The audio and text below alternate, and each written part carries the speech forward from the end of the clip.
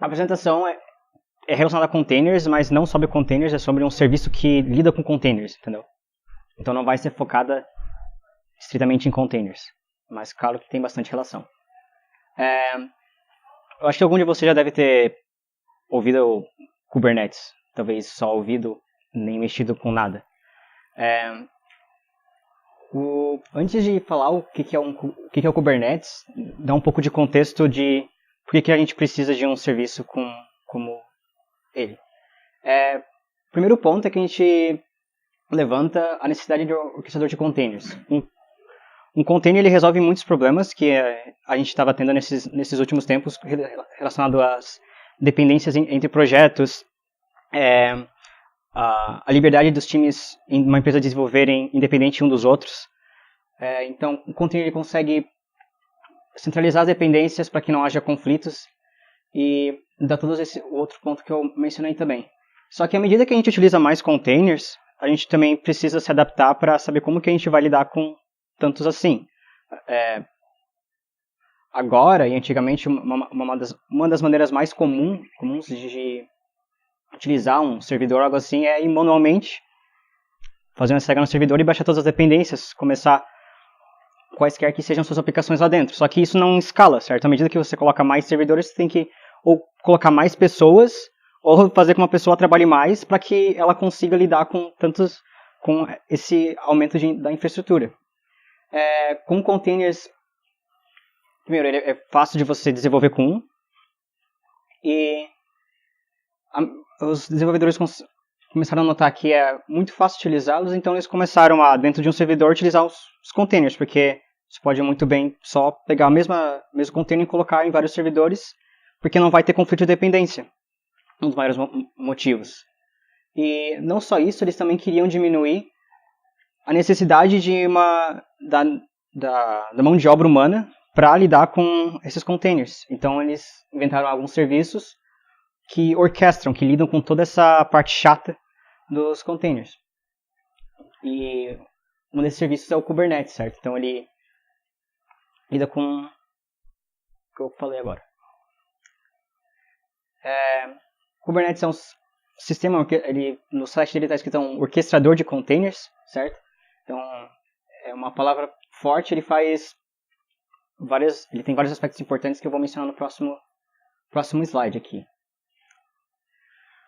O primeiro que é open source, eu achei isso interessante, até segunda eu estava lendo algumas coisas e na documentação deles eu não entendi direito algo da documentação e eu só submeti uma mudança lá para o GitHub deles e foi aceito. Então é muito fácil contribuir não tanto com a documentação, tanto com o próprio projeto em si. Claro, tem algumas coisinhas com segurança, por exemplo, eu tive que assinar um CNCF, algo do gênero, não sei o que é. Sei que eu tive que assinar alguma coisa. E era do Google, o Kubernetes. Antes era um projeto interno do Google que se chamava Borg. Só que eles mudaram para Kubernetes, que até hoje o Luan, não, Pedro que estava aqui, comentou que Kubernetes em grego é comandante, algo assim. Capitão, é a mesma coisa. Certo? Um dos outros pontos ele automatiza o deploy e o scaling, certo? Que nem eu comentei, ele substitui toda a necessidade humana de configurar um servidor. Mas como é que ele faz isso? Uma das características dele é que ele automatiza alguns processos, como o deploy. Você pode pensar, eu vou ter que... Em quais são os níveis que ele automatiza esse ponto, certo? Não, ele não... Somente com comando, ele, por exemplo, vai levantar mais servidores para que você coloque suas aplicações, ou vai derrubar para caso você queira. Você não precisa ir manualmente derrubando algumas delas, por exemplo. Isso é só um dos pontos do deploy dele. Mais para frente eu vou falar outros que são interessantes. O scaling não é um scaling vertical, é um horizontal, certo? Então tu não vai aumentar a capacidade do teu recurso, tu vai replicar ele, certo? É um scaling horizontal. É muito fácil, por exemplo, no Kubernetes a gente tem algo que se chama quais são os objetos do Kubernetes, o que você pode criar no Kubernetes. E um desses objetos ele faz o scaling. Então você pode submeter um objeto e falar, eu tenho 3 servidores nesse nó, muda para 4. E somente com a função de scaling horizontal dele, ele vai levantar mais um servidor e você não precisa se preocupar com todo o processo de setup para ver se o estado que ele deve estar vai ser atingido, porque ele vai ser atingido. Outro ponto interessante, ali o lida com aplicações containerizadas eu já comentei, a configuração declarativa ela é bem comum, agora é um tema meio genérico, mas eu já vou explicar o porquê que ele é importante.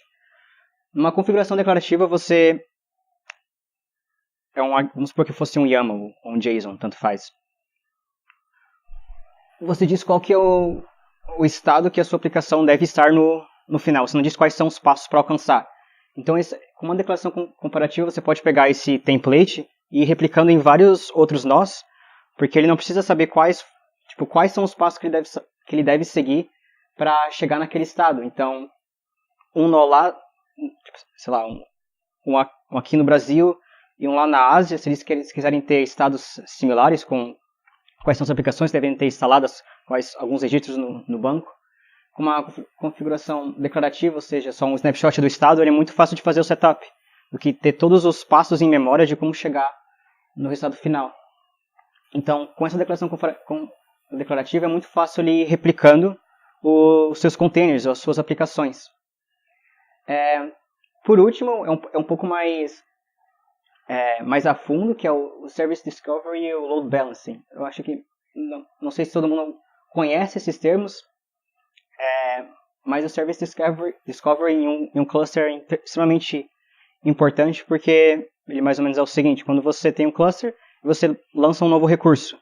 Como é que você fala para o resto do cluster, ou do resto para os outros... você lança algum objeto, como é que você fala para o resto do cluster, para o resto dos objetos dentro daquele nó que aquilo lá surgiu? Como é que as outras pessoas como é que as outras entidades vão descobrir que tem algum novo recurso ali? Com o Service Discovery, é isso que exatamente ele faz. Ele faz com que esse objeto que você acabou de criar possa ser visto pelos outros. Isso é muito difícil, onde todo o resto da sua aplicação está espalhada pelo mundo inteiro. Não pode, sei lá, ficar fazendo chamada de API, eu estou aqui, ou fazer o contrário, as outras entidades ficarem fazendo um polling para ver se tem algum recurso novo sendo criado. Com o Service Discovery dele, tu cria algum recurso e automaticamente todos os outros começam a saber que tem algo novo ali. O Load Balancing, eu acho que é bem simples, né? A definição é só caso algum nó esteja recebendo mais requisições do que necessárias ou poucas, ele tenta balancear para que não haja um overhead de utilização de recurso. Tem isso. Oi.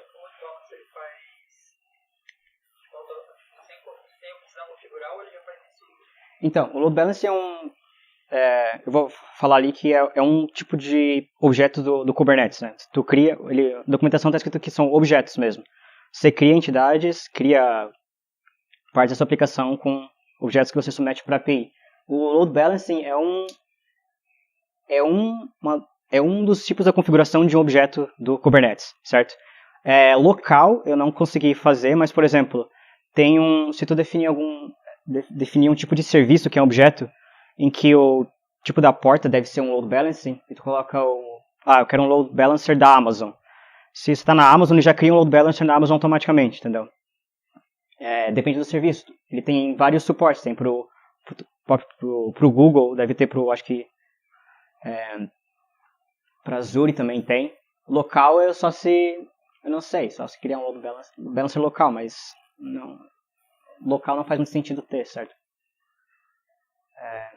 Mas eu vou falar de um objeto que se chama serviço que implementa esse load balancing. Um pouco da arquitetura do Kubernetes, falei alguns pontos importantes dele. O Kubernetes ele tem uma arquitetura de master e slaves, certo? A gente tem o Kubernetes Master, que é o nó principal, e tem os nós, certo? O master é um nó também, só que ele tem mais funcionalidades. Ele que cuida dos outros nós que são onde é que a sua aplicação roda. Um nó pode estar aqui, um nó pode estar nos Estados Unidos, ou sei lá, na Europa, na Ásia, tanto faz. O master, toda vez que você se comunica com o Kubernetes, você comunica para o master e o master que faz esse proxy com o resto dos pods, por exemplo. Se você quer registrar algum novo objeto, você pode registrar ele pela linha de comando, pela API, ou pela própria interface do Kubernetes, que mas isso não é muito performante pela interface. Mas depois eu mostro ali que eles têm um dashboard de tudo que você pode fazer, certo? Dentro do master tem outros componentes que são eles que implementam esse front-end de como você se comunica. E é no próximo slide aqui. Só algo importante, interessante na verdade. Comentei que os nós rodam sua aplicação e o master é o que meio que supervisiona. Não é assim tão simples, mas nesse momento pode-se falar que é assim. Local, quando você roda o Kubernetes local, tem uma aplicação que chama Minikube, que ele roda no Kubernetes no seu computador. Você vai rodar o Kubernetes num nó só, entendeu? Então você vai ter um master ali e os outros nós também naquele teu nó. Então, quando você roda local, o master também roda a sua aplicação. Então, isso às vezes, quando eu comecei a rodar o Kubernetes local, eu comecei a pensar que como é que eu estou rodando o Kubernetes local se você precisa de dois computadores? É que ele roda, ele tem uma flag ali, que quando você quer rodar com um nó só, o master pode rodar suas aplicações também, não só as configurações. Esse é o overview do master, certo? A gente tem esse API Server, eles falam que é como se fosse o front-end do Kubernetes, certo? Ele que abstrai toda a parte de comunicação para a criação de novos objetos, ou para deletar objetos, ou para ver qual que é o estado da aplicação, o que está rodando, o que está falhando, para ver os logs. Tudo é feito por aqui, certo? E logo à direita a gente tem esse Scheduler, que é um outro objeto, e ele é responsável por... um novo objeto foi criado, eu quero registrar um novo container para ser colocado num nó, certo? Aonde que eu vou colocar esse container? Tem um outro tipo de objeto que se chama pod, certo? Um container está dentro de um pod e um pod está dentro de um nó. Eu já vou explicar mais ali na frente. Aonde que eu vou alocar esse container? Esse scheduler é que vai decidir quando colocar ele e aonde, certo? E logo mais para frente a gente tem esse controller. Esse controller é responsável ele é um loop infinito, ele sempre fica checando os nós. Esse controller tem vários tipos de controllers, mas esse que fica vendo se o estado está ok se chama replica set. Ele fica verificando ele fica fazendo health checks, liveness checks, para ver se tudo está rodando da maneira que deveria rodar, certo? Ele fica checando isso e o mais importante dele, ele vê se o número certo de pods que está rodando, o número certo de containers que está rodando, é o que você definiu. Se num nó específico você falou que eu queria que 3 pods com 3 containers dentro estivessem rodando. Se eu tiver só 2, ele vai levantar mais um. Se eu tiver 4 e definir que eu quero 3, ele vai baixar um. Essa é a função dele, verificar qual que é o estado que você quer e tentar atingir esse estado. Logo abaixo a gente tem esse etcd. Eles falam que é o Single Source of Truth, é o local da verdade absoluta do Kubernetes, certo? É um banco de chave-valor, sei lá, um Redis da vida. E o que ele faz? Ele somente guarda todas as informações do cluster, certo? Quais são os números de nós, todas as informações, todos os metadados que a gente pode saber do nosso cluster estão ali. Então isso contém informações bem valiosas do estado da sua aplicação atual, certo? Aqui eu estava mostrando o master ali, certo? E antes tinha os nós. Aqui para frente é um dos nós. Eu estava falando entre pod e container e utilizando um ou outro em alguns momentos. Mas basicamente um nó roda vários pods e cada pod roda um grupo de containers, certo? Logo mais no slide à frente eu vou explicar por que um pod, quais são as características deles, mas nesse momento vocês podem pensar que um pod é um container, não precisa diferenciar muito agora. Enfim, um nó pode rodar vários pods, A gente tem aquele em pontilhado, aquele retângulo do Docker e o kubelet. O Docker é o engine do Docker que está ali, porque é mais comum rodar containers com Docker. Há outros serviços que podem rodar Docker também. Desculpa. Há outros serviços que podem rodar containers também, mas um dos mais utilizados é o próprio Docker. Então, ali é um exemplo utilizando o Docker, certo? Pode também ter outro. Ele é responsável por começar o container, baixar todas as dependências que o próprio Docker tem para rodar o container. Ali no lado do kubelet, ele que verifica se o container está rodando no estado que ele deveria rodar. Sendo que o controller verifica se o estado de todos os nós estão ok, todos os pods estão ok. O kubelet ele verifica se o estado do container está certo. Logo mais acima a gente tem aquela seção do add-ons. E vocês viram que antes eu tinha uma das formas de se comunicar com o Kubernetes era pela interface. Ali pelo UI. Esse UI é um add-on que vem como... Eu acho que nas novas versões do Kubernetes ele vem com padrão, eu acho, esse UI. Depois tem um DNS que ele é bem recomendado que você tenha. O que ele faz? Ele resolve o DNS dentro do cluster. Se você dá um name para algum host, ele consegue resolver isso para que fique de uma forma mais amigável também para todos os usuários e também para caso você, sei lá, mude o IP, ainda fica com esse nome e ainda consegue resolver. Depois eu tenho...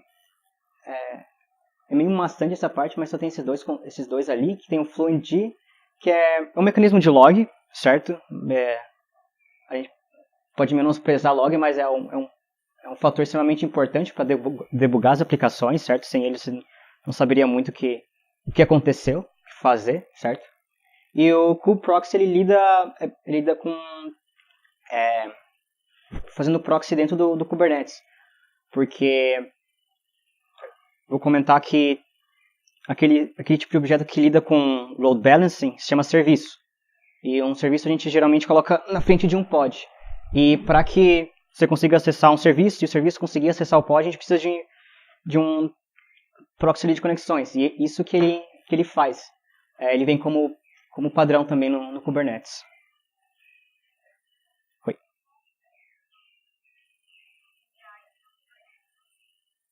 O Kubernetes em si, ele roda, ele lida com o cluster, entendeu? Você pode... ele lida com como lidar com o cluster, como fazer deploys, como fazer, sei lá, um scaling horizontal, como fazer...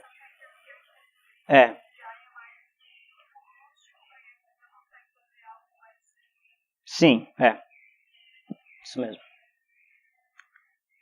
Alguns conceitos importantes que eu estava comentando antes, como pod, serviço e algo assim. A gente chama o que pode ser criado no Kubernetes de objetos. Uma estrutura mais básica que tem é o próprio pod, certo? Básico, mas não básico porque o Kubernetes não é tão... não é fácil, entendeu? Mas é fácil que é o mais simples que tem. O pod é a menor unidade que você pode fazer um deploy dentro do Kubernetes, certo? E dentro do pod, como eu comentei, você roda containers. Você pode colocar esses containers dentro de um pod por suas razões. Entendeu? Eles têm alguma familiaridade, esses containers, eles têm que ficar juntos, não podem ficar separados. Containers dentro de um pod, como eles estão no mesmo host, então eles podem se comunicar via localhost, certo? Cada um tem a sua porta ali no localhost. Isso é muito fácil porque isso significa que o seu local de desenvolvimento local vai ser bem similar ao seu de produção, certo? Porque o local, a maioria das coisas você comunica com o localhost e dentro de um pod também tudo localhost. Então você pode replicar esses dois ambientes. Containers dentro de um pod compartilham volumes que são montados lá.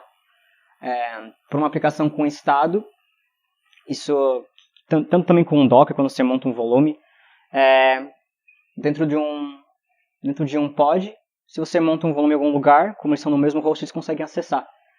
E o lifecycle de um volume sempre dura mais que o dos pods, certo? Porque ele não pode ele dura mais que os containers, ele não pode acabar assim que os containers acabar, porque senão não faria sentido, porque ele perderia todas as informações que está ali dentro.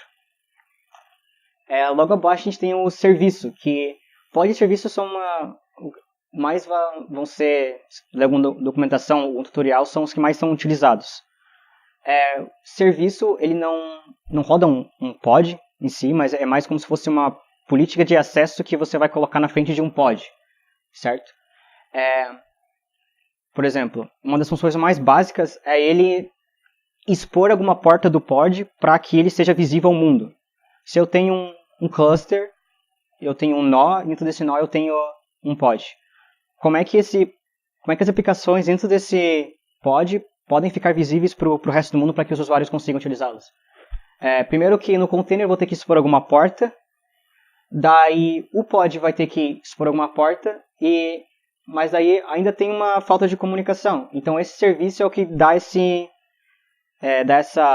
liberdade para que ele consiga falar com o mundo exterior e também para o resto das outras entidades dentro do Kubernetes. Então, um exemplo mais prático ali. Depois eu vou mostrar um YAML de um serviço que fica mais fácil de entender do que eu falando. Se a gente tem um pod que ele pode ser acessado pela porta, sei lá, 80, a gente pode criar um serviço em que a gente acessa esse serviço pela porta 80, ele vai ser um proxy para acessar esse pod, certo? E a gente pode definir qual que é um tipo desse serviço para que ele seja visto pelo mundo exterior, ou que ele não seja visto, caso seja uma aplicação que a gente só quer que fique dentro do cluster, certo? Depois, logo abaixo, a gente tem o volume, que é utilizado também caso você queira manter estado. O volume é bem similar quando você utiliza com Docker, você monta ele e pode utilizar dentro do container, não tem muita magia no volume. Logo em cinza são alguns objetos que podem implementar o pod, certo? Eles utilizam o pod para vários contextos diferentes. Lá no master eu tinha comentado que ele tem um processador lá que se chama controller, certo? Esse controller, ele pode ser um replica set controller, ele pode ser um daemon set controller, pode ser um stateful set controller, tem várias ramificações desse controller. O replica set, como eu comentei, ele verifica se o número de pods que você definiu está rodando. Se tem mais, ele baixa, se tem menos, ele levanta alguns. Um deployment, ele é uma dos objetos mais interessantes que eu acho que tem no Kubernetes, porque é com ele que você faz o update na sua aplicação, certo? Por exemplo, eu tenho um container com uma imagem e eu quero mudar essa imagem por algum motivo específico.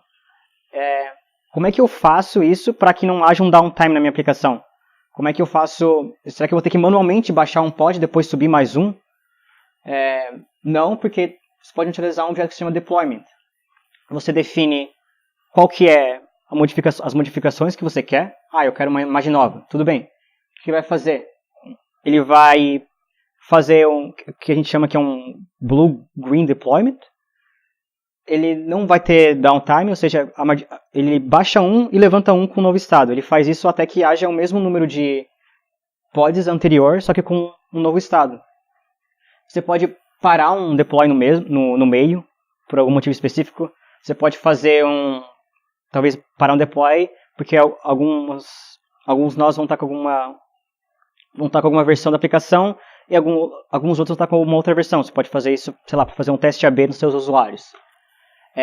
Com o deployment você pode fazer um rollback também. Ele tem um log de todas as versões, todos os updates que aconteceram.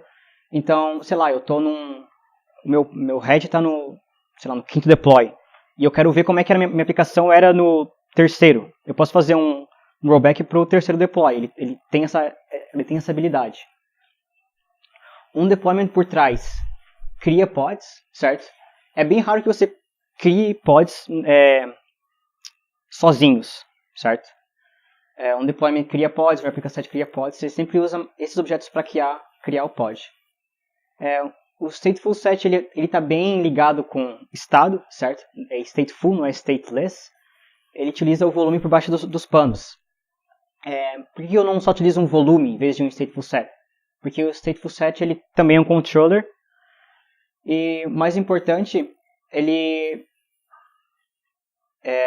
tem a certeza que como é que eu posso colocar isso em uma frase?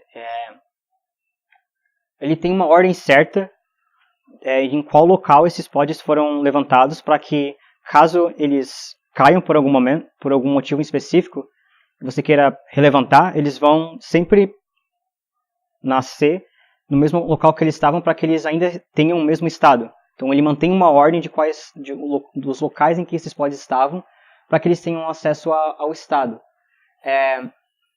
Isso é diferente do deployment, porque um deployment, primeiro que o nome que ele dá a um pod que ele cria é aleatório. É o nome que você especifica mais uma hash lá. Um stateful set tem uma ordem, certo? Você tem o nome do pod -0, o nome do pod -1. Então isso também já ajuda para que a gente tenha uma previsibilidade de como acessar esses objetos para que a gente não perca a referência deles, para que eles ainda não tenham estado. E logo abaixo a gente tem esse daemon set. Esse daemon set, eu não cheguei a utilizar ele, mas como comentei, por baixo dos panos ele cria um pod. O que ele faz? Eu tenho um cluster com um nó. Toda vez que eu criar um nó, eu quero que sempre tenha um pod específico lá. Esse daemon set é um controller que fica rodando e sempre que você levantar algum nó, ele vai alocar um pod definido dentro daquele objeto naquele nó. Então ele sempre faz, você não precisa fazer isso manualmente, certo? Ele sempre fica vendo se tem nós novos e sempre coloca um pod se você define. Um job, pelo próprio nome, ele fica rodando e executando tarefas em determinados intervalos, certo? Aqui tem o site do Kubernetes, a documentação deles é bem boa. Eles têm bastante ilustrações também para que a gente consiga entender melhor o que está acontecendo, porque eu falando aqui não pode ficar... não é muito claro, eu acho, porque eu tive que ler a documentação umas 4 vezes para entender, e eu falando, eu acho que teria que ler a documentação e ouvir eu falar, porque não é tão simples assim. Aqui tem uma ilustração de um pod, ele tem um pod 1 com, sei lá, um container só. Tem um pod 2 com 2 containers, um é um banco de dados e uma aplicação. Essa é uma arquitetura meio ruim, colocar banco de dados e aplicação junto, mas tanto faz, é só por exemplo aqui. Como vocês podem ver, todos eles estão dentro do mesmo host ali, né? Então, esse container aqui pode comunicar com o container do banco de dados via localhost e não precisa saber o IP dele. Eu não sei quantos containers pode ter dentro de um pod. Eu acho que o máximo que você pode ter definido pelo máximo de recursos que você pode utilizar, o máximo CPU, o máximo de memória. Eu acho que à medida que você coloca muitos containers e sua história, ele vai limitar quanto você pode colocar, mas eu realmente não sei quantos containers você pode colocar dentro de um pod. Cada esses pods ali são os que estavam aqui, ó, nesses retângulos pods, certo? Então ainda tem mais nível de complexidade dentro de um próprio nó. Não é só essa parte ali. O outro que também é importante é um serviço, que eu acho que esse desenho vai explicar um pouco mais do que ele é. Primeiro que ele junta, ele faz uma abstração de algum grupo de pods junto, certo? E uma maneira de como é que a gente pode acessá-los, que nem eu tinha comentado antes. Aqui a gente tem 2 pods e tem 2 containers aqui e um container aqui. Por alguma maneira, esses 2 pods estão juntos, sei lá, eles têm alguma familiaridade, e eu quero acessar eles somente de uma única forma. Então eu coloco um serviço na frente e ele serve como se fosse um gateway para acessar aqueles pods. Um serviço pode ser também, tem mais ramificações de serviço. Ele pode ser um serviço que expõe para o mundo, que é o tipo Node Port. Pode ser um serviço tipo Load Balancer, que cria um Load Balancer que direciona suas requisições dentro daquele grupo de pods. Ele pode ser um serviço que a gente chama de Headless Services, que eles não definem que Headless Service é só um serviço que ele não faz esse proxy, entendeu? Você comunica diretamente com um pod. Enfim, tem inúmeros tipos de serviços. Tem um que também é comum, por exemplo. Eu tenho um pod com banco de dados, só que eu não quero expor esse banco de dados. Eu quero que ele somente esteja visível para o meu outro pod, entendeu? Não para o resto da aplicação, não para o resto do cluster, somente para aquele pod. Então, eu posso colocar um serviço que expõe certa porta somente dentro daquele nó. Não para fora desse nó e não para fora desse cluster. Eu vou mostrar agora alguns... Eu já rodei o Kubernetes local. Eu tenho um cluster com um nó só rodando ali. E eu só vou mostrar os arquivos do serviço, do pod, do stateful set ali. Para ficar um pouco mais claro de também como é que é a sintaxe que a gente cria e como é que a gente cria esse objeto, como é que a gente se comunica com o nosso cluster. Deixa eu passar meu terminal para cá. Opa. Espera aí. Aqui está em full screen isso daqui. Eu acho que é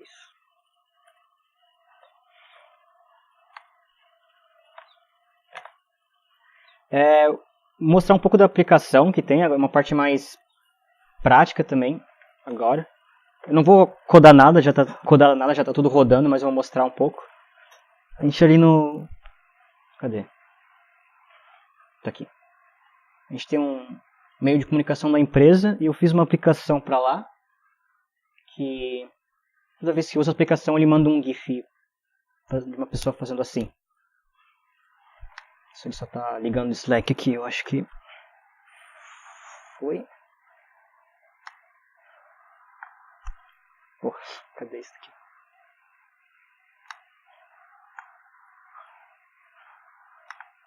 Tá, não é esse.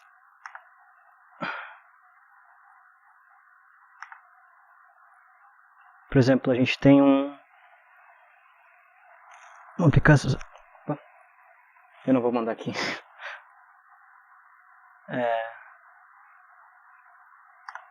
Sei lá, vou mandar aqui. Se eu faço esse DALI, ele manda um... Não é esse GIF, certo? Ele manda uma pessoa. Eu estou rodando essa aplicação local com Kubernetes, certo? Eu vou mostrar um pouco do código para... Eu vou duplicar minha tela porque senão fica muito difícil eu ficar olhando para lá. Hã? Não. Deixa eu só replicar aqui, senão... Oh, não. O pescoço fica doendo. What the fuck? Foi. Beleza. Tem aqui... Deixa eu dar um...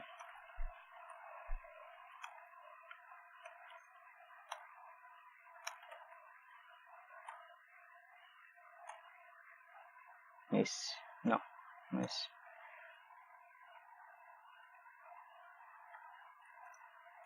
Desculpa.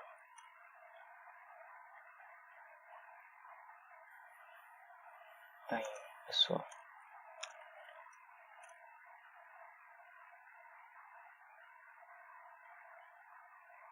Peraí.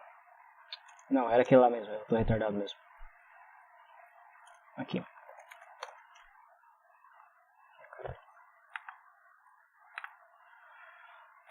A gente tem esse arquivo Kubernetes, certo?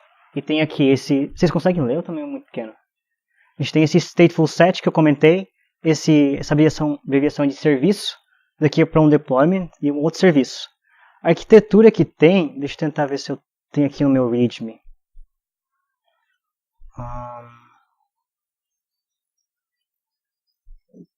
Cara, eu acho que não tem arquitetura aqui. Vamos ver. Bom, mas como é que ele funciona? Ele tem uma aplicação web. Em cima dessa aplicação web a gente tem um serviço para que o usuário consiga acessar essa aplicação. E a gente tem um banco de dados e um serviço em cima desse banco de dados para que somente essa minha aplicação que está rodando no servidor consiga acessar esse banco. Certo? Então, para criar os pods para rodar minha aplicação, eu tenho esse deployment. Certo?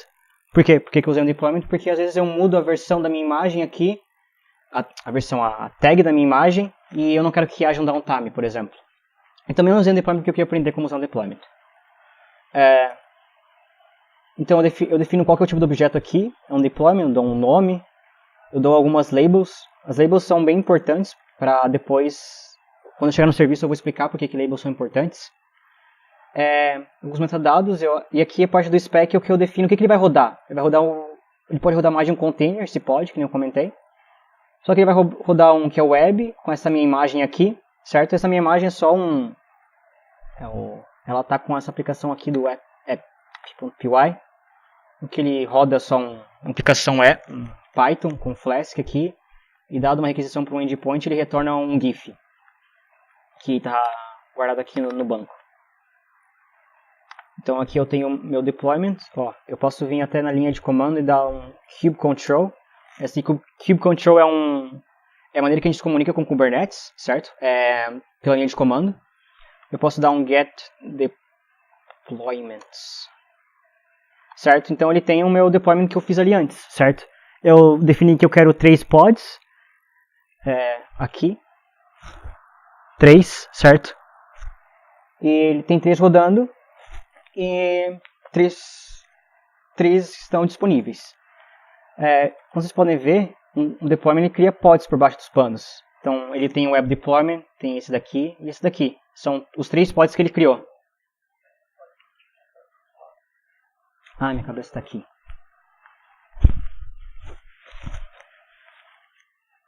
Uma diferença que vocês podem notar é que eu dei esse get pods, ele retornou 4 na verdade, né? Ele retornou do Redis, que é o nosso banco, e esses 3 aqui.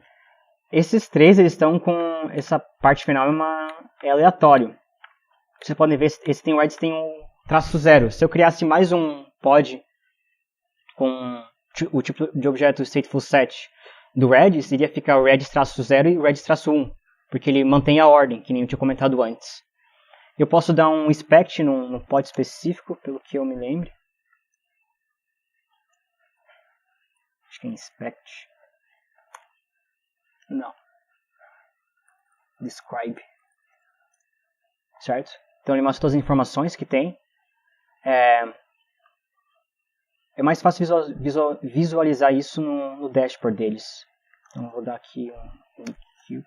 Minikube, eu comentei antes, é um dos serviços para rodar Kubernetes local. Certo? Por trás dos panos ele precisa de uma máquina virtual para que ele consiga rodar o Kubernetes. Então esse tem esse Minikube dashboard.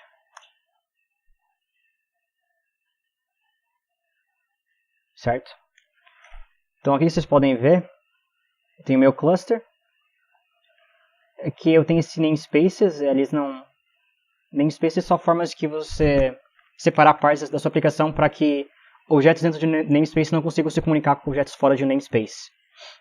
É só mais um nível de separação. Eu tenho um nó, como isso aqui estou falando com o Minikube, é um nó, tá local, certo? Deve estar gastando um montão de monitor. Deve estar gastando um montão de... Está quase cheio isso aqui.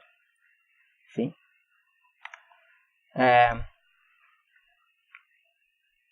Aqui esse persistent volumes é um tipo de volume que o stateful set cria por baixo dos panos.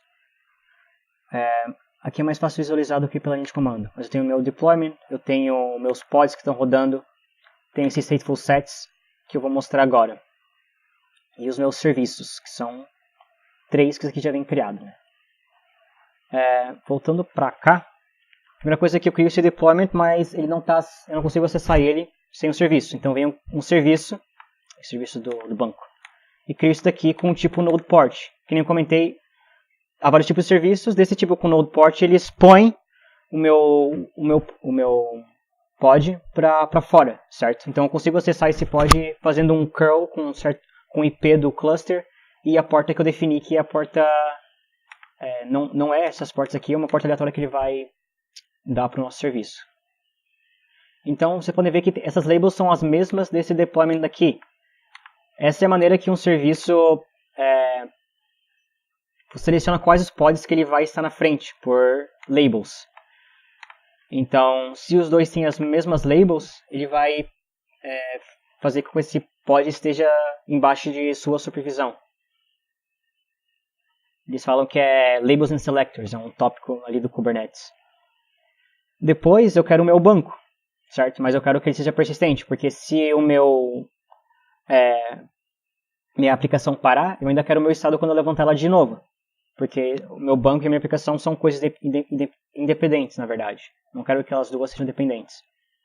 Então eu crio um objeto do tipo statefulSet, que por baixo dos panos também cria um pod com um volume e que ele pode acessar, certo? Então aqui eu tenho um spec containers também, eu tenho a imagem do Redis aqui, certo? Eu tenho uma Alpine para ser mais leve. Essas daqui são algumas configurações que... isso daqui é que ele sempre vai ficar atualizando a imagem toda vez que levantar o pod. E isso daqui é a parte importante, esses argumentos. Ele vai fazer um snapshot do nosso banco a cada 900 milissegundos, certo? E é assim que ele guarda as informações para guardar nosso estado nesse path data, certo? E aqui ele cria esse Redis volume que a gente estava vendo ali no nosso dashboard. É ali que ele guarda nossas informações. Cadê o volume aqui? Enfim, tá por aqui o volume. Agora, por último, eu tenho o meu serviço, que ele expõe a porta do Redis, que por padrão é 6379, para que a minha aplicação consiga se comunicar com o banco de dados, porque senão não é possível, certo? Por padrão, o serviço ele expõe com o tipo cluster IP, que é somente para os objetos dentro de um cluster, não para fora. Então eu não tive que colocar aqui qual que é o tipo desse serviço, porque por padrão ele já pega esse. Então, deixa eu fazer só uma demonstração. Eu vou fazer só um curl para algum dos pods. A primeira coisa que eu tenho que fazer é que eu não vou fazer uma chamada para o pod, vou fazer uma chamada para o serviço, certo? Porque ele que é o nosso proxy para os pods. Então a primeira coisa que eu tenho que saber é qual que é o IP do nosso serviço. Isso parece meio manual, mas tem forma de fazer isso programaticamente, obviamente. Então a primeira coisa é um kube control get service. Então ele tem esse do web. Eu tenho aqui um IP. A primeira coisa que eu faço, esse é o IP do serviço que é visível para os outros objetos dentro do cluster. Mas o que nos interessa é essa porta aqui. Essa porta é o que está exposta para o mundo. Mas agora que eu tenho que saber qual que é o IP disso. O IP vai ser o IP do cluster. Então tem um comando que se chama minikube IP. Isso mesmo. Que me dá qual que é o meu IP do cluster. Então eu posso pegar isso, colocar a porta aqui, que é 327. Opa, meu Deus do céu. Esse número aqui, 30270, é um número aleatório que ele gera. Está entre 30.000 e eu acho que 32.762, algo assim. Eu dou um curl aqui. Eu acho que eu tinha feito isso antes. É o mesmo IP? Certo? O que ele está fazendo? Ele está me comunicando com o serviço. E o serviço vai escolher aleatoriamente um dos pods para me retornar essas informações. Então só estou fazendo um curl aqui. E é só isso. Caso eu não tivesse aquele serviço, eu posso tentar fazer o seguinte.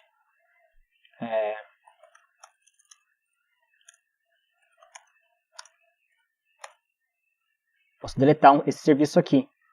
Se eu deletar isso daqui, a gente nunca vai conseguir acessar esse pod e a nossa aplicação não vai estar mais rodando. Certo? Então esse curl não vai mais funcionar.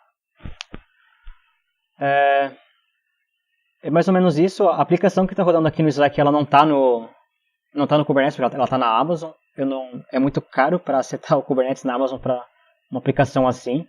Também já foi um baita over-engineering fazer um Kubernetes só para rodar isso daqui, mas eu queria aprender de qualquer maneira. Só que eu não conseguiria... eu não vou mostrar isso em produção, porque não está em produção. Tá na Amazon com um servidor lá que eu manualmente configurei as coisas. E é só isso. O Kubernetes tem bem mais coisa, entendeu? Tem vários outros que nem... Tem roles, tem tem ingresses, tem config maps, tem secrets. Tem algumas dessas configurações você não consegue usar local, como o load balancer, por exemplo. Você precisa estar em algum IaaS, um Infrastructure as a Service, para conseguir fazer isso. E a maneira como é que eu consegui testar esse Kubernetes com o próprio Slack é rodar o Kubernetes, fazer um turno do meu localhost para fora. Então eu usei um serviço chamado Ngrok. Então eu consegui expor meu cluster local para o mundo, dando um IP para ele. E daí eu peguei esse IP e configurei lá no Slack. Daí eu conseguia bater no meu cluster toda vez que eu utilizava o /dar lá no Slack. Mas isso eu não escala muito, nem funciona, porque o Ngrok tem um lifetime de 6 horas, eu acho. E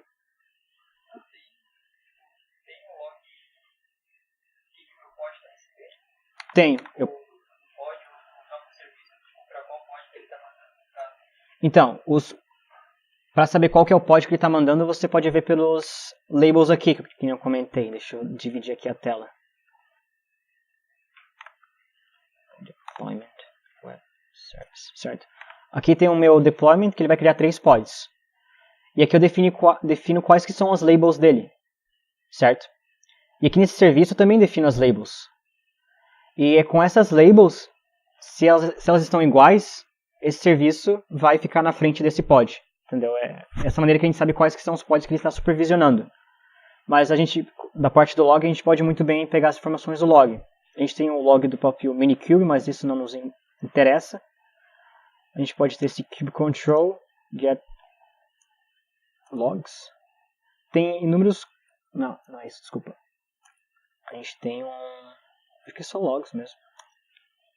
Minikube logs. Minikube logs. Aqui vai ser difícil de tentar entender o que está acontecendo, porque não dá para separar. Claro que a gente tem algumas flags que a gente pode passar, acho que é -o traço format para a gente formatar essas informações que estão vindo. Mas o comando específico para pegar o log dentro do pod, daí eu já não sei. Entendeu? Tem que dar uma lida na documentação. Eu acho que até deixa eu dar keep control para ver o que tem. Não tem documentação, mas tem inúmeras coisas que a gente pode fazer, entendeu?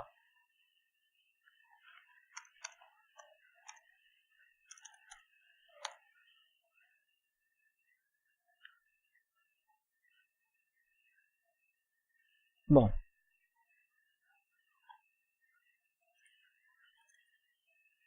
só isso mesmo. Se vocês quiserem, eu acho que talvez eu fui um pouco rápido, é que eu queria mostrar muita coisa. Mas tem vários tutoriais, tem um da DigitalOcean que explica bastante. Tem a própria documentação deles que é bem boa. Eu fiz um blog post desse daqui, caso alguém queira ler. Tá bem. Aqui eu tenho uma foto da arquitetura para ficar melhor. Aqui. Certo? Eu tenho meu cliente que é o usuário, que vai ser o Slack nesse caso. Aqui eu tenho meu serviço. Aqui tem os pods criados pelo serviço. Tem o meu pod sendo criado pelo Stateful7 e meu serviço na frente. E é assim que eu criei essa arquitetura no meu computador local aqui. É bem provável que alguns pontos que eu não expliquei tão bem, porque eu também não sou master em Kubernetes, eu estou aprendendo ainda. Então tem coisa para melhorar ainda, mas eu aconselho vocês a darem uma lida no Getting Started deles, que é só um demo para rodar local mesmo, e é muito mais fácil aprender com experiência, tentativa e erro, certo? Eu só fui entender mesmo rodando um cluster local. Não cheguei a pesquisar, mas por exemplo, a RD, que não é grande, usa Kubernetes por trás. Eu acho que no site deles tem os case study. Pode ser. Tem bastante. Tem bastante.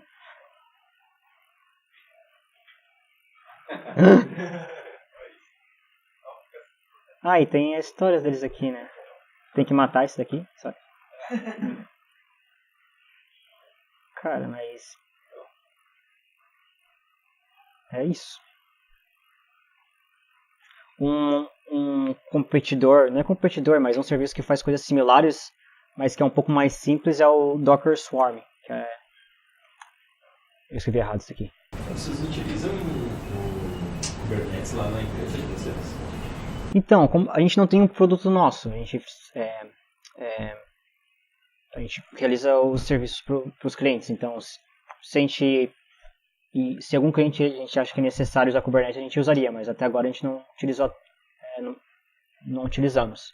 Tem uma empresa que a gente trabalha que usa o Kubernetes por trás, mas não foi nossa decisão, foi a decisão deles, certo? Mas vocês oferecem alguma solução virtualizada para os clientes de vocês? A gente não fala que a gente dá suporte a Kubernetes, porque eu acho que de lá eu sou o único que estou estudando. Então, o pessoal que tem mais... isso tu aprendeu tipo, por conta, não para aplicar diretamente na empresa. Não, eu aprendo também, porque o time que eu tô, a gente dividido em times lá. A gente tem um foco em também lidar mais com essa parte de DevOps, de infraestrutura. Então, o meu estudo disso vai ajudar em provavelmente algum futuro projeto que a gente decida pegar, certo? A gente também estuda outros serviços que é para processamento de grandes processamentos com Message Query que estão sendo utilizados, mas aí não tem nada a ver com Kubernetes. É um dos serviços que é o Kafka, por exemplo. Não sei se tu já ouviu. Isso daqui. Eu sempre escrevo coisa errada. Não é esse cara.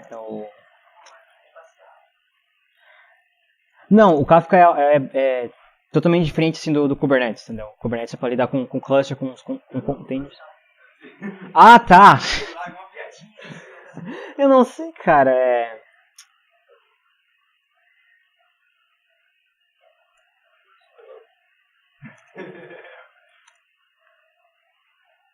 Cara, não sei. Não sei, tem que dar uma lida. Deve ter, né? Não vi outro cara que tem o sobrenome Kafka. Uhum. É possível rodar uma aplicação direto no pod, por vez e não usar tipo Docker? Pode utilizar outras engines, não precisa ser o Docker, entendeu? Eu acho que tem uma que se chama RST. Mas tu tem que utilizar o... Tem, porque ele lida com containers em si, certo? Toda a parte do networking, do storage, dos hosts, dessa parte de se comunicar, precisa de um container porque são as características dele, entendeu? Mas então a função do Kubernetes é só tipo, fazer o gerenciamento dos containers. Tem uma outra, digamos, o Docker é responsável pela implementação e ele gerencia. Tanto que é bem raro você escrever, tipo, não se escreve código pro Kubernetes, não, você escreve arquivo de configuração, só isso. Não escreve, tipo, passo de como fazer, faça um pull dessa imagem, depois atualize lá, ou rode um servidor naquele local. Não, ele fala, roda esses containers e os containers que lidam com essa parte da regra de negócio, entendeu? Ele só faz ele faz a orquestração desses pods com esses containers. Eu não sei se chegou a estudar isso, mas sei lá, tipo, quando tu falou ali que, por exemplo, tu levanta um determinado container e pelo Kubernetes, tu vai lá e abre uma porta que o cara vai fazer um acesso externo. Esse acesso externo, tu não tem algum problema de segurança, que uma vez que o cara consegue conectar com essa porta e acessar, sei lá, teu servidor, ele consegue, tipo, invadir a tua rede, fazer determinadas coisas que podem ser ruins pro teu sistema. Então, eu tava vendo sobre tipos de, como, sei lá, colocar um Access Control List ali na frente, algo assim do gênero, mas eu entendi a tua pergunta. Uma forma disso seria o cara tentar fazer o SSH naquele serviço para que ele consiga se conectar. Só que eu acho que tem que definir quais são os tipos de conexões que você consegue utilizar. Eu acho que por padrão, eu acho que se fosse para SSH, teria que definir que ele conseguiria fazer SSH dentro. Daí assim seria uma vulnerabilidade. Mas, por exemplo, para que um outro tipo de segurança que a gente pode ter um próprio Access Control List, que é um outro tipo de objeto que a gente pode implementar ali também, entendeu? Que é um ingress. Mas eu nunca vi casos de você conseguir fazer sei lá, se conectar com um serviço, porque esse serviço nem é não é um servidor, não é algo rodando, entendeu? É só uma entidade, ele só faz um proxy. Então, o pod em si, ele não fica exposto, é um serviço que expõe. Então, não seria possível fazer uma conexão com esse pod. Eu pergunto assim porque eu não entendo muito de containers. Tem pessoal que mexe aí e tal, mas eu ouço muito pessoal falar que na parte de containers tem muita falha de segurança, porque, por exemplo, container nada mais é do que é uma AVE muito simplificada, né? Ele tem as determinadas características para te rodar uma determinada aplicação, e uma vez que tu acessa esse container, tu consegue pular de um container para o outro, não tem um bom gerenciamento nessa parte de segurança. Então por isso que eu te fiz a pergunta, se de repente o cara, sei lá, conseguiu acessar um determinado container, se ele não consegue pular para outros, que de repente ele não tem a autorização para utilizar, sei lá. Então, eu acho que nesse caso é um pouco mais difícil, porque para acessar um container precisa como eu comentei, de um serviço. E pelo que eu sei, não consegue fazer um SSH num serviço, por exemplo, porque não é um processo rodando, é só uma tipo de política ali mesmo. Mas eu entendi a preocupação. Vou até dar uma pesquisada para ver. Eu vejo o pessoal falar muito, o pessoal que trabalha com container, dessa parte que não se tem ainda muita segurança. Que é uma das preocupações que tem bastante pesquisa nisso. Só que eu pergunto realmente porque eu não sei. Sim. Não, mas me fez pensar essa pergunta geralmente, principalmente por causa dessa como acessar um pod, né? Por isso que a gente tem os nossos serviços. Tem uma pergunta em relação de como que você cria toda essa arquitetura. Você tem que instalar, você tem que ter servidores, né? Que são os seus nomes. O que precisa estar instalado nesses servidores? Então, quando você baixa, primeiro que você tem que baixar o Kubernetes se você quer lidar com todos esses servidores, certo? Mas o Kubernetes já vem com as suas dependências. Então você baixa o Kubernetes e vem com as dependências. O que mais você precisa instalar pode ser, sei lá, os add-ons, aquele que é o que resolve DNS ou interface. Mas o resto já vem com o padrão do Kubernetes. As dependências que você precisa colocar são as suas, entendeu? São a tua aplicação, entendeu? E, claro, os objetos que você quer criar, que são ou seja, o teu pod, teu serviço, teu volume. Mas acho que não tem, sei lá, dá um apt-get install ali dentro do Kubernetes ali. Se eu instalar o Kubernetes na minha máquina, ele vai ficar rodando como um serviço naquela máquina, né? Mas ele fica rodando como um espaço de usuário, ele não vai estar utilizando ele foi para rodar Docker, então ele não vai rodar necessariamente as aplicações daquela máquina, daquele servidor. Por exemplo, não vai rodar o Apache daquele servidor, vai rodar o Apache que está no Docker. Assim, né? Sim, isso mesmo. Tanto que nesse caso é até mais difícil o meu próprio Kubernetes comunicar com a minha máquina, porque ele está esse Kubernetes está em cima de uma máquina virtual, entendeu? E a comunicação de uma máquina virtual onde é que está rodando, pro host dele é mais difícil do que a comunicação de um container rodando dentro de uma máquina, entendeu? É mais fácil se comunicar da tua máquina com um container do que da tua máquina para uma máquina virtual, porque é um ambiente totalmente isolado. Certo. Pergunta simples agora, o tempo para fazer a alocação desse container pelo Kubernetes, ele é pequeno, ele leva muito tempo para levantar? Isso depende muito acho que do tamanho da imagem, certo? Se a imagem é muito grande, você tem que fazer o pull de várias layers, essa imagem demora mais, mas eu posso tentar mostrar aqui. Também depende da conexão, para fazer o pull dessa imagem. Tem o tipo control get deployments. Deixa eu ver aqui. Vou parar um deployment. Delete.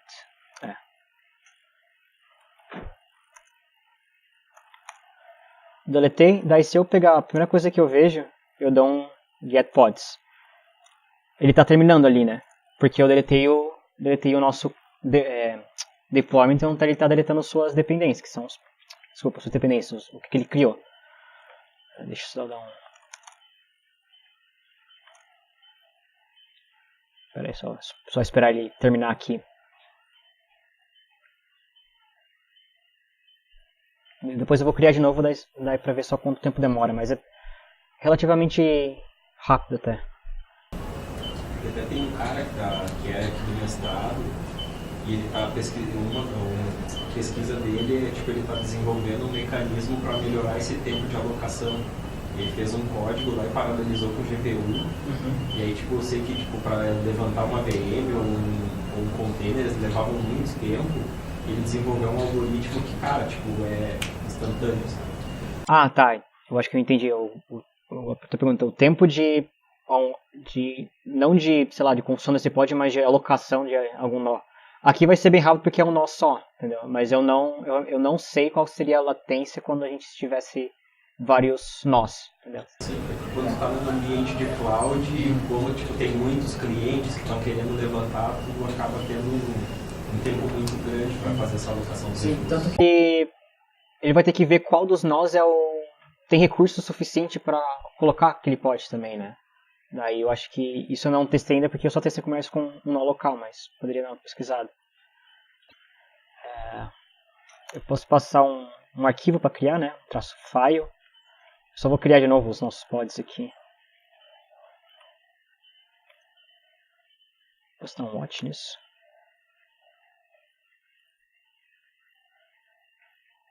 Ah, tá, desculpa.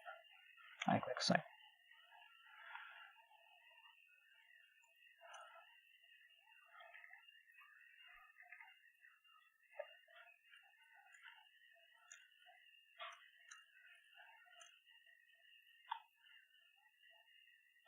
Nossa, vai, criou aqui.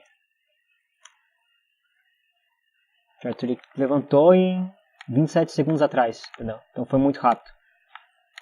É que essa imagem já tinha lá local, então ele só pegou a local a imagem, provavelmente. Não, já estava meio cacheado, eu acho. Mas eu acho que se eu mudasse a versão aqui, desculpa, a versão, a tag aqui, ele provavelmente demoraria um pouco mais. Teria que baixar de novo. Eu não sei porque deu erro ali, eu acho que eu devo ter executado 2 vezes o comando. Sim, executei. Isso mesmo. Claro, eu executei 2 vezes. Só isso. Esse daqui tá no meu GitHub, se vocês quiserem ver. Deixa eu... Vai deixar a tua aplicação lá para o Microsoft. Deixa eu...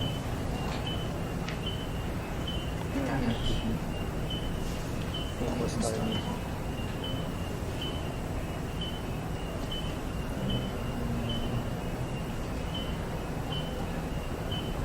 Quem dá uma olhada, tem aqui a parte, toda a parte do próprio Dockerfly que eu tive que criar. É bem simples a aplicação.